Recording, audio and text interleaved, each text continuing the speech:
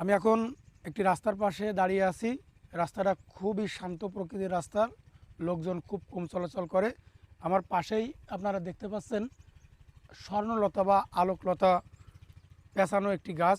এই আলোকলতা বা স্বর্ণলতাগুলো সাধারণত বড়ই গাছে বা বাবলা গাছে বেশি দেখা যায়। এখানেও আমরা দেখছি বড়ই গাছে ওবারে বাবলা গাছে পেঁচিয়ে আছে।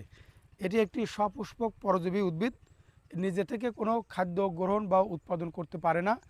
অন্য উদ্ভিদকে পেঁচিয়ে তারা খাদ্য গ্রহণ করে এবং হোস্ট উদ্ভিদকে, মূল উদ্ভিদকে ধীরে ধীরে ধীরে ধীরে তারা হত্যা করে এবং তার লতা দিয়ে অন্য উদ্ভিদের দিকে ধীরে ধীরে এগিয়ে যায়।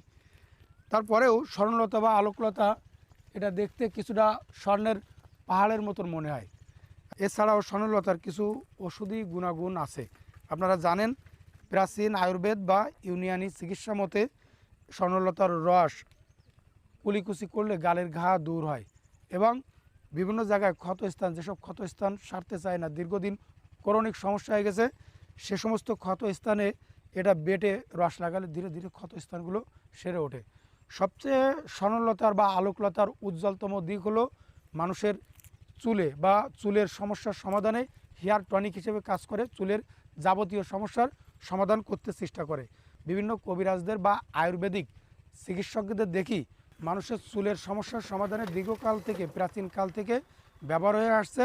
বিশেষ করে স্বর্ণলতার রস যাদের জেনেটিক সমস্যা নেই, তারা চুলে লাগালে চুল, নতুন চুল গজাতে সাহায্য করে, চুল কালো করে এবং চুল ঘন করতে সাহায্য করে। বিশেষ করে শীতকালে অনেক লোকের খুশকির সমস্যা দেখা যায়। সেক্ষেত্রে নিয়ম করে যদি আপনারা স্বর্ণলতার রসকে বা আলোকলতার রসকে মাথায় লাগাতে পারেন, নিয়ম করে প্রতিদিন সপ্তাহে 7 দিন পর পর লাগাতে পারেন, তাহলে খুশকি থেকে নিরাময় পাওয়া যায়। তারপরেও যাদের চুলকানি আছে, এখন চুলকানির সমস্যাটা প্রকট আকার ধারণ করেছে, যাদের চুলকানি আছে তারা স্বর্ণলতার রস গায়ে লাগালে চুলকানিটা দ্রুত ভালো হয়।